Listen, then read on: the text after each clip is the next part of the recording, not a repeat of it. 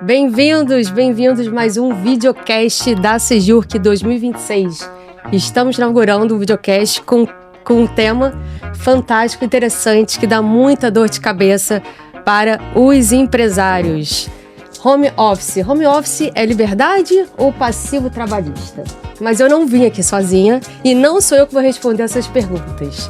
Eu tenho aqui uma pessoa que eu tenho enorme orgulho de fazer parte da nossa equipe.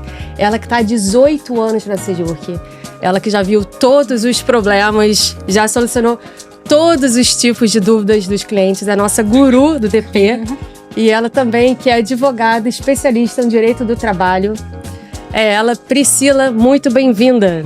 Olá, Vanessa. Boa tarde a todos assistindo. Quero agradecer pelo convite. É um prazer falar de teletrabalho, né? Tem ganhado cada vez mais destaque, né? Principalmente depois da pandemia. Então tem uma grande tendência, né? Em cada vez mais expandir essa modalidade. É isso aí. Gente, lembrando, pessoal que está nos assistindo pela nossa live no Instagram, vocês podem enviar perguntas, ao final a gente vai respondendo com calma à medida que a gente tiver tempo. Para o pessoal aí do YouTube, que assistiu a gente também pelo Spotify, pode enviar as dúvidas pelos nossos canais de comunicação. A Priscila vai ficar disponível ali por um tempo para responder essas perguntas. E estamos aqui para esclarecer e a Priscila dividir um pouquinho do conhecimento dela com a gente. Então sejam bem-vindos e vamos nessa. Vamos começar? Vamos. Beleza, então vamos começar do começo. Sim. Priscila, conta pra gente como é que a lei entende o que é o home office. Então, o home office, Vanessa, na verdade, ele é o teletrabalho, ele é o trabalho remoto, né? Regulamentado pela reforma trabalhista. Ocorre quando o empregado, fora do estabelecimento da empresa, ele presta serviços, né? E através de tecnologias de informação e comunicação, que é a internet, computador. Eu digo isso porque a gente não pode confundir o teletrabalho com o trabalho externo, né? São modalidades diferentes. Por exemplo, um vendedor externo é uma modalidade. O teletrabalho é voltado justamente para essa inovação tecnológica, né? Através de internet, computador, né? De equipamentos. Certo. É aquele funcionário, então, que ele estaria, o serviço dele a ser prestado, teria que ser prestado dentro de um estabelecimento, mas ele pode, então... Sim, né? Tem essa flexibilidade, né? Isso. Eu acho super positiva essa modalidade de contrato, né? Pensar, às vezes, tanto para o trabalhador, tanto para o empresário, né? Para o empregador, uma economia ali de transporte, por exemplo, de custo de transporte. O trabalhador, ele ganha mais tempo, né? Só o tempo que às vezes perde no trânsito, né? Então ele acaba ganhando qualidade de vida, né? Sim. Também. E o híbrido, Priscila? Não. Qual a diferença? O teletrabalho híbrido, ele porque, na verdade, o teletrabalho ele pode ser preponderante ou não, que é justamente o trabalho híbrido, o teletrabalho híbrido. Ocorre quando o empregado, ora ele trabalha nas dependências da empresa e ora ele trabalha em casa, por exemplo. Então, a legislação, ela permite, né? Claro que também tem que estar formalizado, né?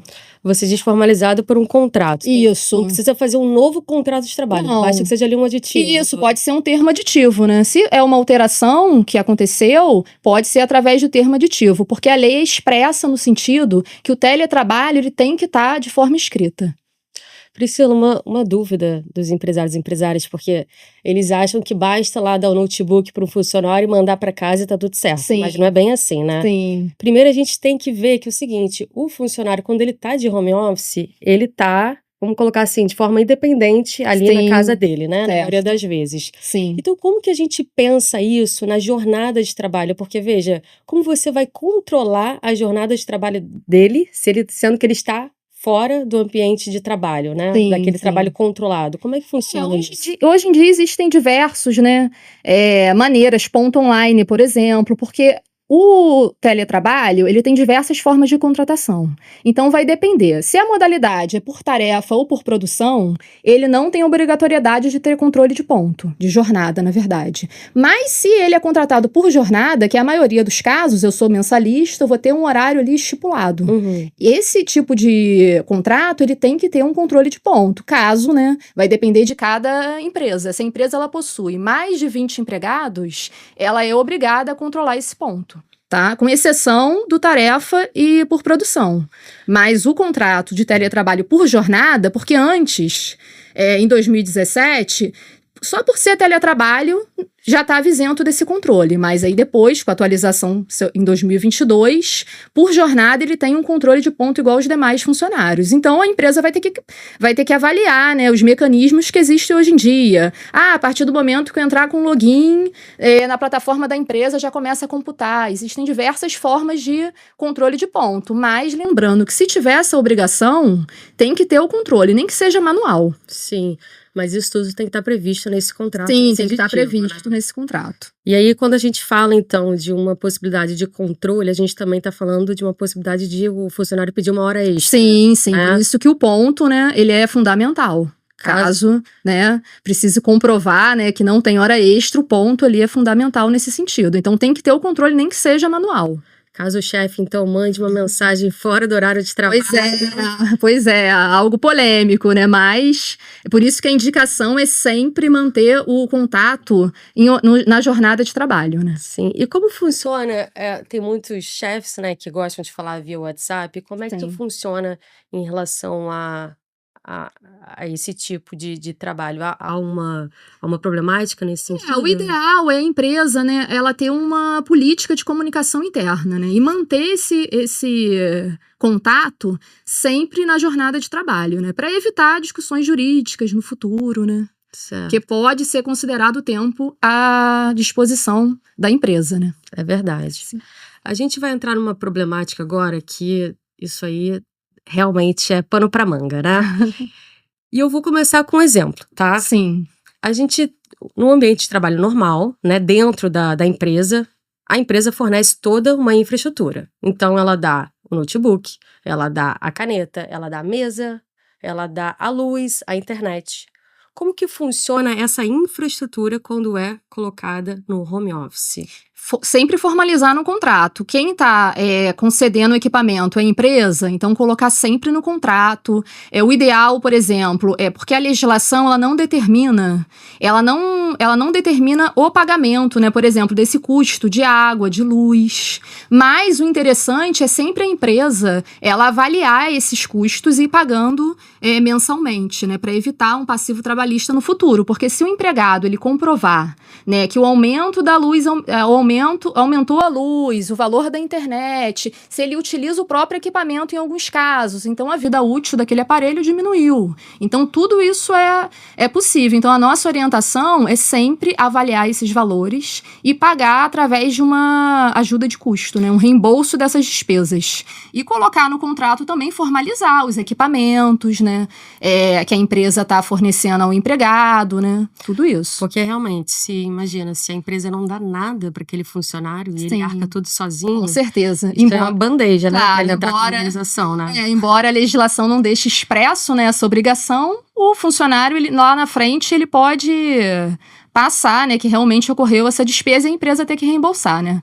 O judiciário tem entendido que cabe esse reembolso, sim.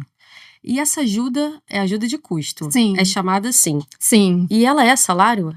Não, na verdade é verba indenizatória, né? O reembolso das despesas. Então não tem incidência de fundo de garantia, não tem incidência de INSS, não integra a remuneração. Maravilha.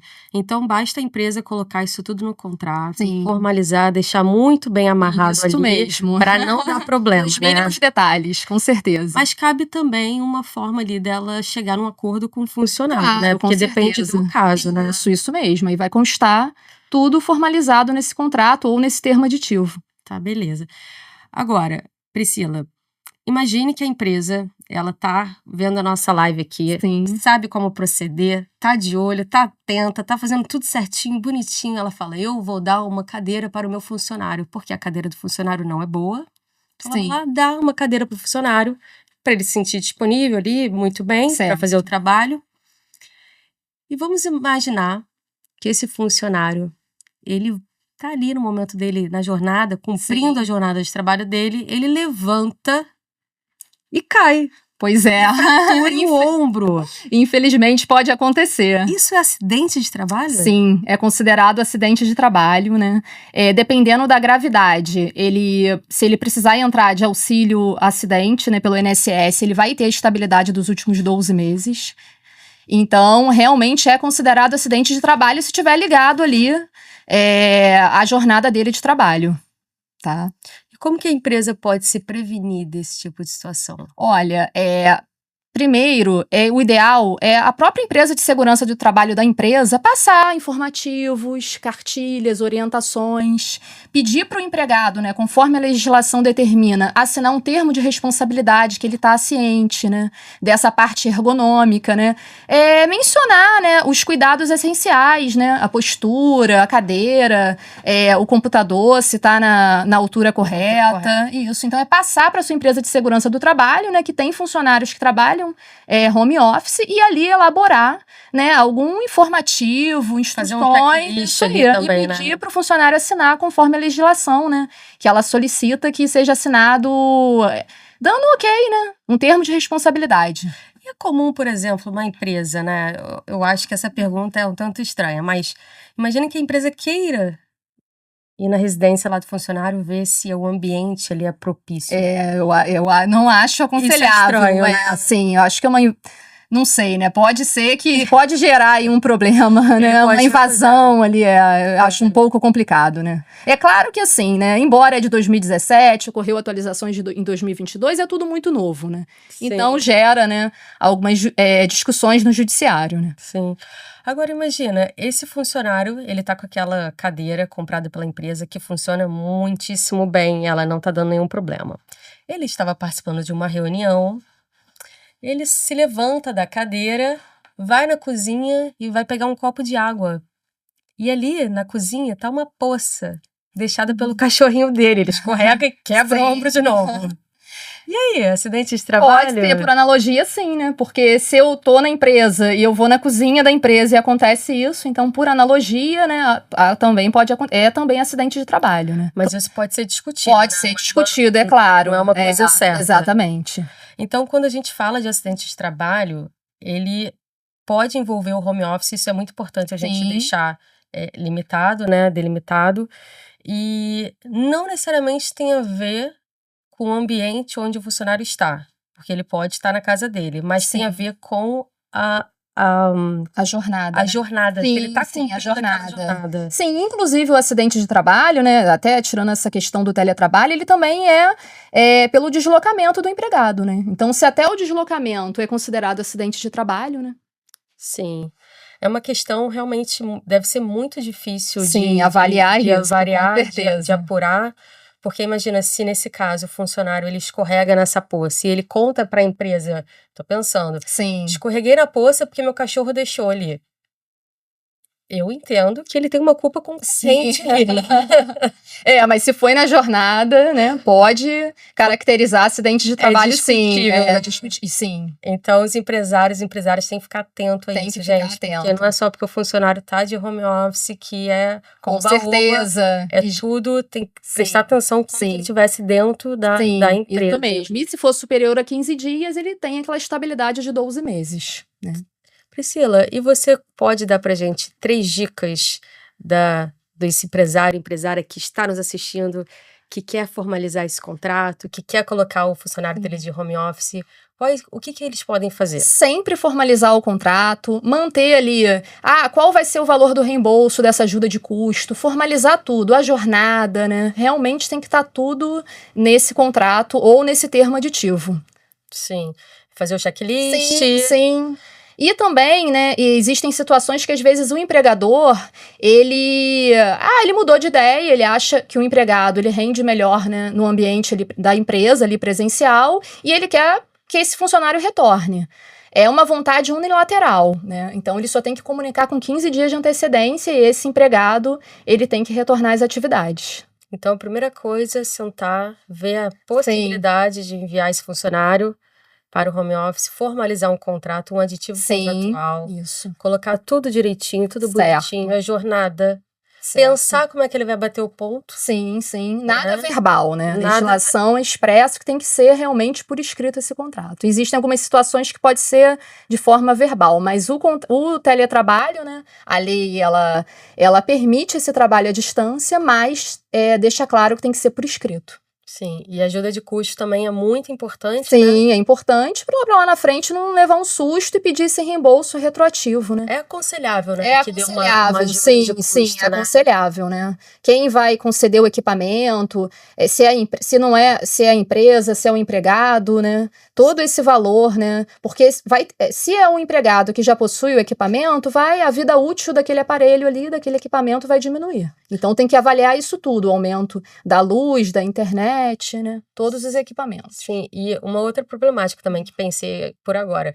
Imagina que a empresa não ajude em nada aquele funcionário e ele precisa de um notebook para trabalhar, o notebook pessoal dele é uma porcaria. Sim.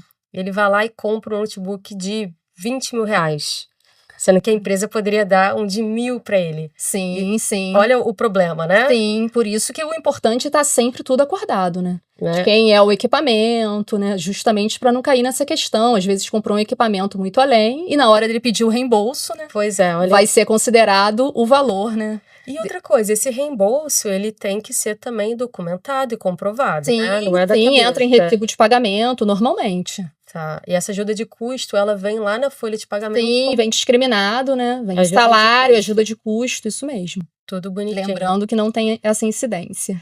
E a Sejurk, como que ela pode fazer para ajudar esses empresários e empresárias Sim, nessa jornada? Sim, a Sejurk tem um time de especialistas na área contábil, na área jurídica, né, principalmente trabalhista, justamente trabalhando com prevenção, né? Para não correr o risco de entrar um passivo trabalhista no futuro. Então, ela vai ajudar a elaborar o contrato, vai verificar se a jornada está compatível, tudo isso. A gente trabalha no preventivo, mas isso também... mesmo, que mas problema, com certeza. Que a gente não tem medo do problema, É verdade. Né? É verdade. Gente, estamos encaminhando aqui para o nosso encerramento. Queria saber se tem alguma pergunta da nossa live. Por enquanto, não. Então, a gente deixa aberto aí para você que está nos assistindo, não necessariamente na nossa live, mas pelo YouTube, ou que esteja escutando pelo podcast. Também temos um podcast para aquelas pessoas que não gostam de ver, mas está lavando a louça e gosta de nos ouvir. Então, estamos aqui dispostos a entregar a essas perguntas e refletir mais sobre esse assunto. Então, muito obrigada a vocês que estão nos assistindo. Obrigada, Priscila. Obrigada a que todos desceu também. a serra para estar aqui com a gente. Foi um prazer, Vanessa. Um abraço a todos. Muito obrigada. Nos vemos na próxima. Isso aí.